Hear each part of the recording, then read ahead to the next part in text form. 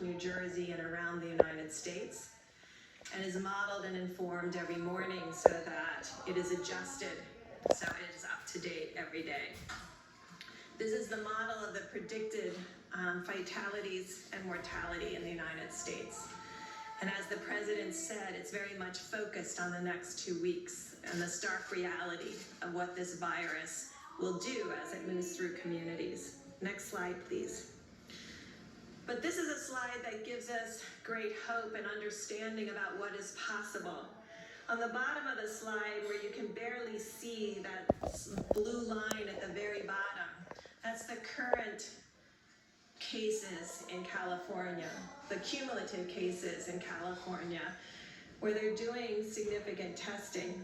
The next line up is Connecticut. The orange line is New Jersey. The blue line is New York. The yellow line is Washington.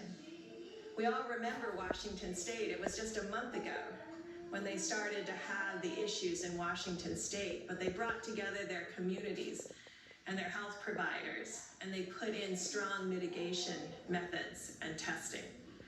And you can see what the result in Washington State and California is. But without the continuation for the next 30 days, anything could change. Next slide, please. So I'm sure you're interested in seeing all the states. So on this slide is all 50 states and the District of Columbia. But I think it shows in stark reality the difference between New York and New Jersey and other states with similar populations and urban areas.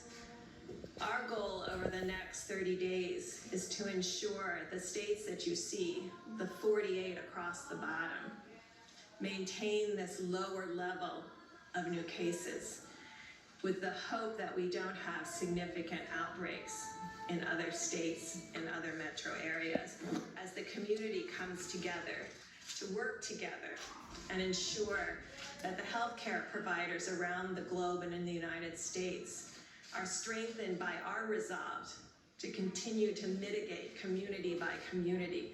This is done community by community. We all know people are in their states and in their communities.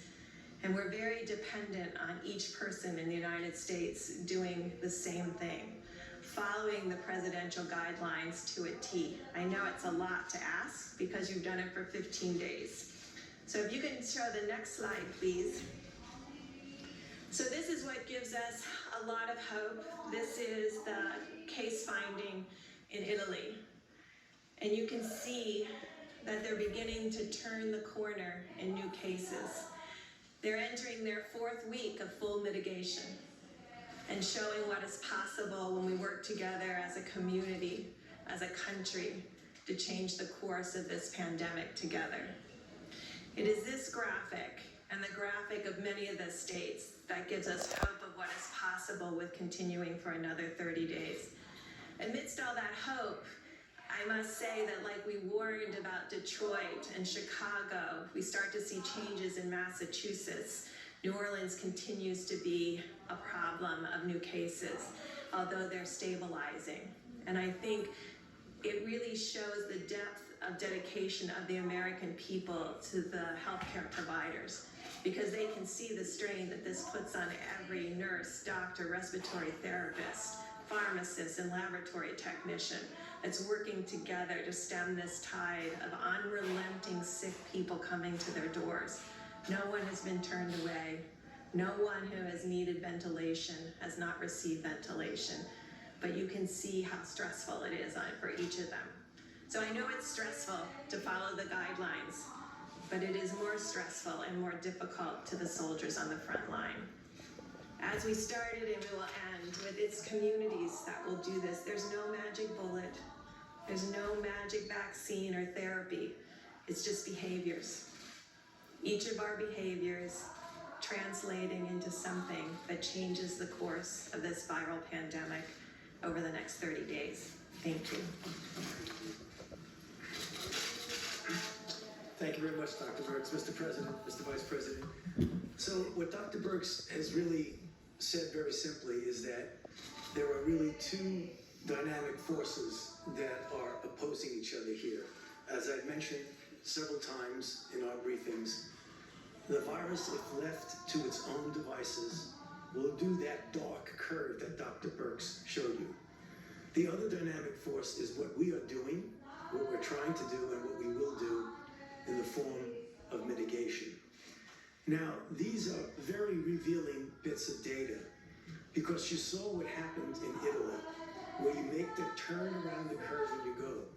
That doesn't happen all at once. It's a stepwise fashion. And if I explain the steps, which I will, you'll see why we are really convinced that mitigation is going to be doing the trick for us. Because what you have is you have an increase in new cases at a certain rate. When the increase in new cases begin to level off, the secondary effect is less hospitalizations. The next effect is less intensive care. And the next effect is less deaths. The deaths and the intensive care and the hospitalization always lag behind that early indication that there are less new cases per day, the way we saw in Italy, and the way we're likely seeing, I don't want to jump the gun on it, we're seeing little inklings of this right now in New York. So what we're going to see, and that's we got to brace ourselves.